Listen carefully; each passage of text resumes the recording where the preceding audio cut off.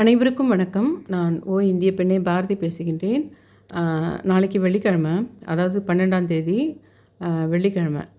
கிருத்திகை வந்து நான் red colour லெட்டரில் போட்டிருக்கேன் பாருங்க. அதாவது சஷ்டி, தேய்பிறை சஷ்டி, வளர்பிறை சஷ்டி இல்லை, தேய்பிறை சஷ்டி. அதுவும் கிருத்திகையும் ஒன்றா சேருது. இதில் வேற நாளைக்கு மகாபரணி, வெள்ளிக்கிழமை மகாபரணி. அதில் மாலை ஒரு 4:30 வரைக்கும் மகாபரணி இருக்குது. அந்த பரணி முடிஞ்ச உடனே கிருத்திகை தொடங்குது. அதே சமயத்தில் மத்தியானம் தேய்பிறை பஞ்சமி மத்தியானம் ஒரு 2 மணிக்கு முடிஞ்சு தேய்பிறை சஷ்டி தொடங்கிடுது. ஸோ ரெண்டுமே ஜாயின் ஆகுது. எப்போ ஜாயின் ஆகுதுன்னா உங்களுக்கு மாலை பரணி நட்சத்திரம் முடிஞ்சோடனே ஈவினிங் 4:30 இருக்குது பார்த்தீங்களா. அதாவது நாளைக்கு வெள்ளிக்கிழமை ஈவினிங் 4:30 உங்களுக்கு தேய்பிறை சஷ்டி கிருத்திகை ரெண்டுமே ஜாயின் ஆகுது. அது உங்களுக்கு சனிக்கிழமை காலையில் 11:30 மணி வரைக்கும், காலையில் 11:30 மணி வரைக்கும் அது ரெண்டும் ஜாயின் ஆகுது. அதாவது சஷ்டியும் தேய்பிறை சஷ்டியும் கிருத்திகையும் ஜாயின் ஆகுது. இது ஒரு மேட்ராச்சுங்களா. இந்த சமயத்தில் நீங்கள் எப்போ உங்களுக்கு டைம் சூஸ் பண்ணிங்க, அதாவது வெள்ளிக்கிழமை ஈவினிங் 4:30 உங்களுக்கு சனிக்கிழமை காலையில் 11:30 வரைக்கும் சஷ்டியும் கிருத்திகையும் ஜாயினாக இருக்குது. இந்த கான்செப்ட் ஞாபகம் வச்சுங்க. இதில் உங்களுடைய வேண்டுதல் அப்படின்னு நான் சொல்கிற விஷயத்துக்கு, வீட்டில் கோலமாகவும் அருங்கோண ஸ்டார் இருக்குது பார்த்தீங்களா. நம்ம 6 கோணம் வர மாதிரி ஸ்டார் போடுவோம் இல்லைங்களா. எப்பவுமே நம்ம கிருத்திகைக்கு சஷ்டிக்கெல்லாம் நம்ம அதை போட்டுட்டு ஓம் சரவண பவ உள்ளே எழுதி விளக்கெல்லாம் ஏற்றுவோம் பாருங்கள்.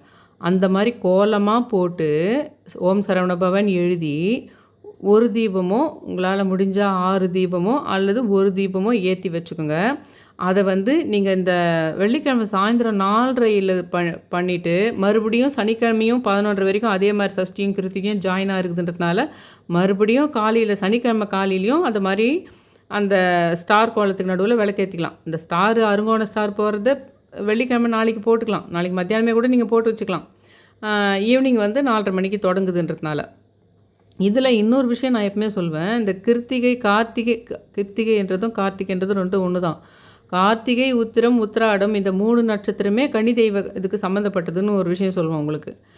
அது கரெக்டாக டெய்லியே சாயந்தரம் 7 மணி கன்னி ஓரை, டெய்லியே சாயந்தரம் 7 மணி கன்னி ஓரை. அந்த சமயத்தில் தேய்பிறை சஷ்டியும் இருக்குது, கிருத்திகையும் இருக்குது. அந்த சமயத்தில் நீங்கள் கன்னி தெய்வத்தை நினச்சி, இப்போ நீங்கள் துணி வச்சு கும்பிட்றது அதெல்லாம் நீங்கள் பண்ணணுன்னா, வீட்டில் ஏதாவது ஒரு புது ஜாக்கெட் பெட்டு துணி இருந்ததுன்னா அதை நீங்கள் வச்சு கும்பிட்டுட்டு கூட அந்த சமயத்தில், ஏன்னா இது ஒரு ஆடி வெள்ளி தை வெள்ளி வர வரைக்கும் தான் காத்துட்டுருக்கணுமான்னா இல்லை. நீங்கள் இதுக்கு நடுவில் கூட எப்போல்லாம் உங்களுக்கு தோணுதோ, இந்த கிருத்திகை, உத்திரம், உத்திராடம் நட்சத்திரம் வர சமயத்துலலாம் கூட பண்ணலாம். அதுலேயும் கிருத்திகை ரொம்ப ஸ்பெஷல். ஏன்னா முருகருக்கு சம்மந்தப்பட்டது. சப்த கன்னிகளாக இருந்தாலும் சரி, நான் சொல்கிற இந்த கன்னி தெய்வமாக இருந்தாலும் சரி, இந்த கிருத்திகைக்கு முருகரோட சம்மந்தப்பட்ட விஷயத்துக்கு ரொம்ப கனெக்டிவிட்டி அதிகம். உத்திரம், உத்திராடம் நட்சத்திரம் அன்றைக்கும் முக்கியம்தான். அது மாதிரி இந்த கன்னி தெய்வம், அதாவது உங்கள் தந்தை வழியில் சிறு வயதில் போன உங்களுக்கு தெரிஞ்சிருக்காது.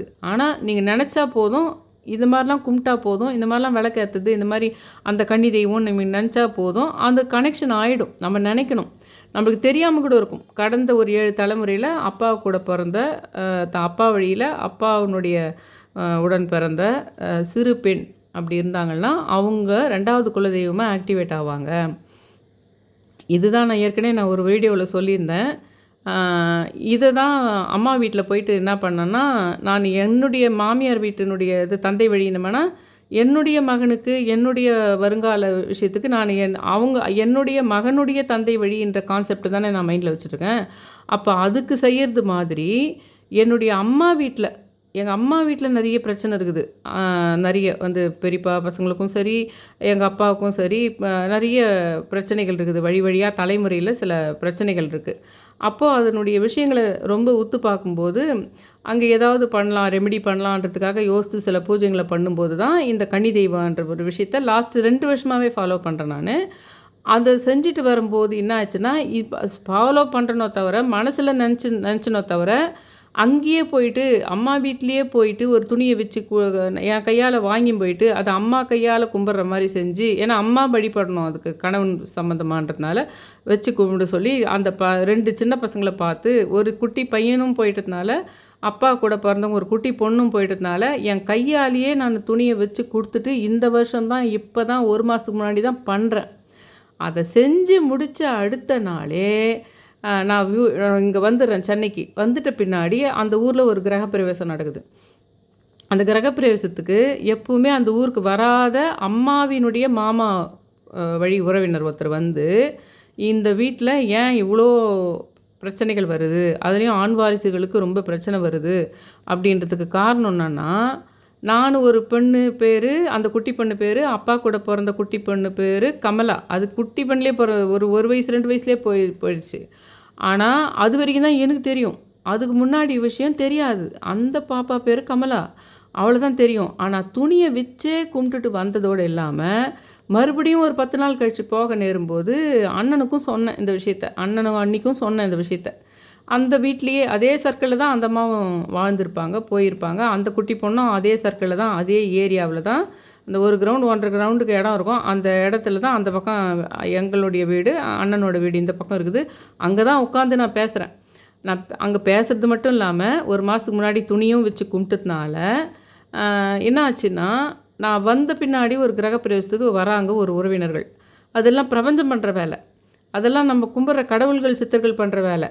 அவங்க வந்து என்ன பண்ணுறாங்கன்னா, இந்த குட்டி பெண்ணை கான்சன்ட்ரேட் பண்ணி நீ அந்த கன்னி தெய்வ கான்செப்ட்டுன்னு பண்ணுற மனசில் நினச்சதோடு இல்லாமல் இந்த வீட்டுக்கு தந்தை வழி வீட்டுக்கும் வந்துட்டு நீயாவே அதை வச்சு கும்பிட வச்சு அந்த சடங்கை நீ முடிச்சிட்ட. அப்போ நான் என்ன பண்ணுறேன், உனக்கு இதை விட முக்கியமான விஷயம் ஒன்று சொல்லித்தரேன் அப்படின்ற மாதிரி பிரபஞ்சம் என்ன பண்ணுச்சுன்னா, அந்த சொந்தக்கார அமிச்சு எங்கள் அம்மா கிட்ட சொல்கிறாங்க, ஏன் இந்த வீட்டில் இவ்வளோ பெரிய மேஜர் ப்ராப்ளம் நடக்குது, இத்தனைக்கும் நிறைய வந்து ஒரு அதெல்லாம் தான தர்மம் பண்ணுற விஷயங்க, இந்த மாதிரி விஷயங்கள் நல்ல விஷயங்களை ஃபாலோ பண்ணுன்ற விஷயத்துங்களை வந்து வேறு யாருன்னா சொல்லணுமோ தவிர நம்மளாவே நம்ம சொல்ல, நாங்கள் அப்படி வளர்ந்தவர்கள், நாங்கள் இப்படி வளர்ந்தவர்கள், நாங்கள் வந்து மகான்கள் அப்படின்ற விஷயத்த யாருமே உலகத்தில் தானாகவே தான் வாயால் சொல்லிக்கினா அதை விட கேவலமான விஷயம் வேறு எதுவுமே கிடையாது. சரிங்களா? அதனால் அந்த அப்படியெல்லாம் இருந்து கூட, ஏன்னா யோசிக்க வேண்டியதாக இருக்குதுல்ல. இப்போ அப்படியெல்லாம் ஃபாலோ பண்ணாதவங்கெல்லாம் ஓஹோன்னு நல்லா இருக்கும்போது, ஃபாலோ பண்ணுறவங்களுக்கு இவ்வளோ பெரிய தண்டனைகளா அப்படின்ற மாதிரி ஒரு கொஸ்டின் வருது இல்லைங்களா? அதை பற்றிலாம் பேசிகிட்டு இருக்கோம் அன்றைக்கி நானும் அண்ணனும்.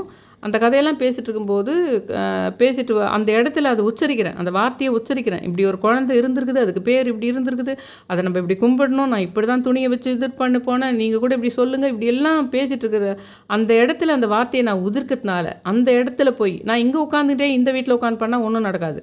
நான் அங்கேயே போயிட்டு சம்மந்தப்பட்டவங்ககிட்டவே அது பேசுறதுனால அங்கேருந்து ஒரு 4 நாள் கழித்து அந்த கிரகப்பிரவேசத்துக்கு அந்த உறவினர்கள் வந்து எங்கள் அம்மா கிட்ட சொல்கிறாங்க, ஏன் இந்த வீடு இப்படி ஆச்சுன்னா, நான் இந்த கமலாவை பற்றி பேசிகிட்டு இருந்தா, இதுக்கு முன்னாடி அந்த தாத்தாவுக்கு முதல் மனைவி பேர் கமலா. அந்த கமலான்றவங்க இந்த வீட்டில் அவங்களுக்கு பிடிக்காத ஒரு விஷயம் நடந்து, அதுக்கு இந்த வீட்டுக்கு நல்லா பயங்கரமான சாபம் கொடுத்துட்டு போய் சூசைட் பண்ணிக்கிட்டாங்க. அப்படியே சாபம் கொடுத்துட்டு அப்படியே உடனே போய் சூசைட் பண்ணிக்கிட்டாங்க அப்படின்ற விஷயம். அதனால தான் இந்த வீடு வந்து நீங்கள் எவ்வளோ தான் நிறைய விஷயங்களை நல்ல விஷயங்களை ஃபாலோ பண்ணி இருந்த போதும் உங்கள் வீட்டில் இப்படி இருக்குதுன்னு அவர் வாயால் சொல்கிறாங்க. எங்கள் அம்மாவுக்கு வயசே எவ்வளோ 80 வயசுக்கிட்ட இருக்கும். இப்போ தான் எங்கள் அம்மாவை கேள்விப்படவே இல்லை இத்தனை நாள். அந்த அவங்களுடைய மாமனாருடைய ஒய்ஃப் வரைக்கும் பேர் தான் தெரியும், மாமனாருடைய அப்பா. அது அங்கே நடந்த விஷயம் இது அப்படின்ற மாதிரி. அவங்க அம்மானுடைய ஜென்ரேஷன்லேயே நடந்துச்சு. ரொம்ப மோசமான ஒரு பிரச்சனைகள்லாம் வந்தது வீட்டுக்குன்னு சொல்கிறாங்க. அந்த ஜென்ரேஷன்லேயே பார்த்துட்டாங்க. அதுக்கு முன்னாடி ஜென்ரேஷனில் அது நடந்திருக்குது. அந்த அம்மா அந்த முதல் மனைவியினுடைய பேர் கமலாவை தான் எங்கள் அப்பா கூட பிறந்த அந்த குட்டி பொண்ணுக்கு வச்சுருப்பாங்க அவங்க அந்த பேரை. அப்போ அந்த கன்னி தெய்வன்றது நான் முதல்ல இந்த கான்செப்டை யோசித்து இதை கும்பிட ஆரம்பித்ததோட துணி கொடுக்குற விஷயத்தை நான் செய்ததுனால்தான் நீ இந்த விஷயம் அந்த கன்னி தெய்வமாக இது ஆக்டிவ் ஆகும், உங்கள் வீட்டுக்கு வர நல்லது கெட்டது விஷயங்களை அது பார்த்துக்கும், அது உங்களுக்கு நல்லதெல்லாம் பண்ணும். குலதெய்வன்றது ஒரு பெரிய குரூப் ஆஃப் பீப்புளுக்கு தான் இருக்கும், ஆனால் கன்னி தெய்வன்றது பர்டிகுலராக உங்கள் வீட்டுக்கு மட்டும் அது இருக்கும்லாம் சொல்லுவோம் பாருங்கள். அதை நான் செஞ்ச உடனே இதை காட்டி கொடுத்ததில்ல, அதை பண்ணது அந்த கன்னி தெய்வ கான்செப்ட் தான். அந்த குட்டி பொண்ணுனுடைய வேண்டதுனால்தான் என் பேர்லேயே இந்த வீட்லேயே இன்னொரு ஆத்மா சாபம் கொடுத்துட்டு போய் சூசைட் பண்ணிட்டு இருக்கிறாங்க, அந்த பேர் தான் எனக்கே வச்சுக்கிறாங்க அப்படின்ற விஷயத்த யார் மூலமாகவோ பிரபஞ்சம் மூலமாகவோ வந்து அது தெய்வமாக ஆக்டிவ் ஆகிடுச்சா. நான் போய் பண்ண வேலைக்கு அது வேற எப்பனா நடந்திருக்கலாம்ல. நான் போயிட்டு அந்த ட்ரெஸ்ஸை வச்சுட்டு வந்த 40 நாளைக்குள்ளே நடக்குதுல்ல மொத்தமே. அந்த ட்ரெஸ்ஸை வச்சுட்டு இது பண்ணிட்டு வந்துட்டு 40 நாள் கூட கிடையாது. ஒரு 10, 15 நாள் தான் இருக்கும். நான் போய் அது குடுத்துட்டு வந்த உடனே நான் இந்த விஷயத்த போயிட்டு அண்ணன்கிட்ட சொல்றேன். ஒரே ஏரியாவுல முன்ன பின்ன இருக்குது வீடு. அதில் போயிட்டு நான் சொல்லிட்டு வரேன். ஒரு அந்த முன்ன பின்ன இருக்கிற வீட்டில் ஒரு வீட்டில் நான் அந்த துணியை வச்சு கொடுத்துட்டு வரேன். பின்னாடி இருக்கிற வீட்டில் இந்த விஷயத்த அவங்களுக்கும் சொல்லிட்டு வரேன். ஏன்னா அவங்களுடைய அப்பாவுக்கும் அவங்க கூட பிறந்தவங்க. என்னுடைய அப்பாவுக்கும் அண்ணனுடைய அப்பாவுக்கும் கூட பிறந்தவங்க தான் கமலான்ற குட்டி பொண்ணு. அதை பற்றி பேசிட்டு இப்படி செய்யணும், நான் இப்படி செஞ்சேன்ற விஷயத்த சொல்லிட்டு வந்துட்டு ஒரு நாளே 4வது நாளில் ஒருத்தர் வந்து சொல்லிடுறாங்க, இன்னொரு கமலா இருக்குதுங்க அப்படின்றத. அப்போ அது காரணம் என்னென்னா, இந்த குட்டி பொண்ணை நான் வணங்குற விஷயத்தை பற்றி யோசித்ததோடு இல்லாமல் அதை செயல்படுத்துறது தான் அது காரணம். அதனால் நான் என்ன சொல்கிறேன்னா, ஒரு ஆடி வெள்ளிக்காகவும் ஒரு தை வெள்ளிக்காகவும் காத்துன்னு இருக்க வேணாம். இது ஒரு நல்ல நேரம். இது கிருத்திகை சமயத்தில் பண்ணலான்னு சொல்கிறேன். அதுலேயும் அந்த கிருத்திகையும் தேய்பிரை சஷ்டியும் சேருது. அன்றைக்கி சாயந்தரம் 7 மணிக்கு கன்னி ஓரை. அந்த சமயத்தில் வெள்ளிக்கிழமையாகவும் இருக்குது. ஏன்னா வெள்ளிக்கிழமை இதுக்கு ரொம்ப முக்கியம். இந்த கன்னி தெய்வ கடவுளுக்கு இது ரொம்ப முக்கியம். அப்போ நீங்கள் என்ன பண்ணலான்னா, உங்கள் வீட்லேயே கூட, ஏன்னா இது நாளைக்கேன்றதுனால நீங்கள் இதுக்காக போய் துணி உங்களால் எடுக்க முடியாது. ஒரு குட்டி பொண்ணு சட்டை, குட்டி பொண்ணு வயசில் இருக்கிற ஒரு பாவாடை சட்டை மாதிரியோ எதனா வாங்கி வச்சு தச்சு, உங்களுக்கு தெரிஞ்சே ஒரு பொண்ணு இருக்குது, அது என்ன சைஸ் போட்டுக்குது பாவாடை சட்டையே அதே சைஸில் வாங்கி கொடுக்கலாம். ஆனால் உங்களுக்கு தெரியாத யாரோ ஒருத்தர் தான் நீங்கள் இப்போ கும்பிட போகிறீங்க, அப்புறம் தான் ஒருத்தருக்கு தர போகிறீங்கன்றப்போ அப்படியே தைக்காத மெட்டீரியலாக வாங்கி அதை வச்சு கும்பிட்டுட்டு, உங்கள் வீட்டில் வச்சு கும்பிட்டுட்டு, அந்த யார் பேர் தெரிஞ்சே இருந்ததுன்னா அவங்கள சொல்லி, இல்லை பேர் தெரியலன்னா தந்தை வழியில் போன கன்னி பெண்ணுன்னு சொல்லியே கும்பிட்டுட்டு அப்புறம் அதை எதுவுமே தைக்க கொடுக்கணும். யார்கிட்ட கொடுக்குறீங்களோ அவங்க கொடுத்து பாவாடை சட்டை தைச்சிக்கோங்க, இல்லைன்னா ஃப்ராக் தைச்சிக்கோங்க குட்டி பொண்ணுக்குன்னு சொல்லிட்டு கொடுக்கணும். அந்த விஷயத்தை நீங்கள் என்ன பண்ணலான்னா, இந்த டைம் ரொம்ப நல்லா இருக்குது, இந்த வெள்ளிக்கிழமை அந்த முருகருக்கு சம்மந்தப்பட்ட கிருத்திகையும் இருக்குது, சஷ்டியும் தேய்பிரை சஷ்டியும் சேர்த்துன்றதுனால வெள்ளிக்கிழமையாக வேறு இருக்குதுன்றதுனால நீங்கள் என்ன பண்ணலான்னா, ஒரு சின்ன ஜாக்கெட் துணி கூட வச்சு கும்பிட்டுட்டு அப்புறமா போயிட்டு நீங்கள் ஒரு ட்ரெஸ்ஸு இந்த மாதிரி மெட்டீரியலாக வாங்கி அது கூட நீங்கள் இப்போ வச்சு கும்பிட்ட ஜாக்கெட் பிட்டை வச்சு கூட அதையும் சேர்த்த மாதிரி வச்சு அந்த நீங்கள் உங்கள் வீட்டு பொண்ணுக்கு குட்டி பொண்ணுக்கு தச்சுக்குங்க அப்படின்னு சொல்லிட்டு கொடுக்கலாம். அப்படி இல்லைன்னா கூட சும்மாவே நீங்கள் ஒரு வெத்தலை பாக்கு பழம் வச்சு ஏதாவது ஒரு பாயசமோ இல்லை ஏதாவது ஒரு நிவேதனமோ செஞ்சு வச்சு அந்த கன்னி தெய்வத்தை அந்த கரெக்டாக 7 மணிக்கு வெள்ளிக்கிழமை சாயந்தரம் 7 மணிக்கு எல்லாமே ஜாயின் ஆகிடுது இல்லைங்களா. ஈவினிங் 4:30க்கு தேய்பிரை சஷ்டி அந்த கிருத்திகை ஜாயின் ஆகுது இல்லைங்களா. அந்த இடத்துல முருகர் ரொம்ப முக்கியமாக இருக்கிறன்றதுனால அந்த முருகரையும் நினச்சி இந்த கன்னி தெய்வம் உங்கள் அப்பா வழியில் இருக்கிற கன்னி தெய்வம் விஷயத்தையும் வந்து நீங்கள் சும்மாவே ஒரு நிவேதனம் வச்சு கற்பூரம் ஏற்றி விளக்கேற்றி கும்பிடலாம். இங்கே துணியே விற்கலன்னா கூட சும்மாவே நீங்கள் அந்த நேரத்தை அந்த கன்னி தெய்வ விஷயத்தை நினச்சி கும்பிடலாம். மாதமே நான் உங்களுக்கு ஞாபகப்படுத்துகிறேன், கிருத்திகை வரும்போதெல்லாம் இன்றைக்கி கன்னி தெய்வத்தையும் கும்பிடுங்க, கன்னி தெய்வத்தையும் கும்பிடுங்க, கன்னி தெய்வத்தையும் கும்பிடுங்கன்னு. அது கூட தேய்பிரை சஷ்டியும் சேர்த்துன்றதுனால நான் சொல்கிறேன். இது கூட இன்னொரு விஷயம், அந்த கோலம் போட சொல்கிறேன் பாருங்கள், அருங்கோண கோலம். ஏன்னா இது சஷ்டியும் இதுவும் சேர்த்துன்றதுனால கிருத்திகைன்றதுனால அதை நாளைக்கு ஈவினிங்லேருந்து சனிக்கிழமை மத்தியானம் வரைக்கும் அந்த கோலம் இருக்கட்டும். அது இல்லாமல் எப்பவுமே இன்னொரு மாதிரி சொல்லுவோம் பார்த்தீங்களா, உங்கள் வேண்டுதல்களை எழுதுறது, பிரபஞ்ச கான்செப்ட் விஷயம் சிலது லா ஆஃப் அட்ராக்ஷன் டைப்பில் சிலது சொல்லுவோம் பார்த்தீங்களா, அந்த மாதிரி 6 பேஜுக்கு நீங்கள் நிறைய நோட்டு வாங்கி வச்சுக்கோங்கன்னு நான் சொல்கிறேன். 6 பேஜுக்கு அதே அருங்கோண ஸ்டார் போட்டுடுங்க. சுற்றி ஓம் சரவண பவன் எழுதிடுங்க. நல்லா பெரிய பெரிய ஸ்டார் போட்டுங்க. 6 பேஜுக்கு 6 அருங்கோண ஸ்டார் போட்டுருங்க. அதில் 6 பக்கமுமே ஓம் சரவண பவ எழுதிருங்க. நடுவில் இருக்கிற கேப் நம்ம ஓம்னு போடுவோம் பார்த்தீங்களா, அந்த இடத்துல ஓம் போடாதீங்க. அந்த இடத்துல உங்கள் வேண்டுதல் எதனா ஒரே வேண்டுதலை 6 பேஜுக்குமே எழுதணும். 6 பேஜில் இருக்கிற ஸ்டார்னுடைய சென்டர் பார்ட்லேயுமே நான் அதை செஞ்சுக்கலாம் காட்ட வேணாம்னு நினைக்கிறேன். சொன்னாவே நீங்கள் புரிஞ்சுக்குவீங்க. ஏன்னா கன்னிதெய்வ கான்செப்ட் வேறு நான் ரொம்ப சொல்லியிருக்கேன். அதனால் எல்லாத்தையும் நான் அந்த அருங்கோணம் வரைஞ்சி அதெல்லாம் காட்டிகிட்டு வேணாம், நீங்கள் புரிஞ்சுக்குவீங்க. 6 அருங்கோண ஸ்டார் பெருசாக போட்டுங்க. எந்த அளவுக்கு உங்கள் வேண்டுதல் பெருசாகுதோ அந்த அளவுக்கு பெரிய ஸ்டாராக போட்டுக்கிட்டு சுற்றி சரவண பவ போட்டுக்கிட்டு சென்டரில் இருக்கிற பார்ட்டில் 6 ஸ்டார்லேயும் உங்கள் வேண்டுதல் ஒரே வேண்டுதல் அதை வந்து நீங்கள் நடுவில் எழுதுங்க. இது இல்லாமல் ஏதாவது ஒரு முருகருடைய பாட்டு, அதாவது முத்தைத்தருன்ற பாட்டோ, அந்த திருப்புகழில் வர அந்த பாட்டோ, இல்லைன்னா வந்து வேல்மாறலோ, அல்லது நீங்கள் வந்து சண்முக கவசம், உடம்பு சம்மந்தமான விஷயங்கள், ஏதோ உங்கள் வீட்டில் ரொம்ப உடம்பு சம்மந்தமான விஷயம் நல்லதாக நடக்கணும், இல்லை ஒரு குழந்தை ப்ரெக்னென்ட் ஆகுறாங்க, குழந்தை பிறகுற மாதிரி விஷயத்தில் இருக்கிறாங்க, ஒரு உடம்பு நல்லா ஆகணுன்னு மாதிரி இருக்கிறாங்க அப்படின்னா சண்முக கவசம் படிங்க. சண்முக கவசம் படித்து அந்த ஸ்டாரை போட்டுட்டு அதெல்லாம் வேண்டுதல்னால் வீடு வாங்குறது இது வாங்குறது மட்டும்தான் வேண்டுதலில் எழுதணுன்றதில்லை.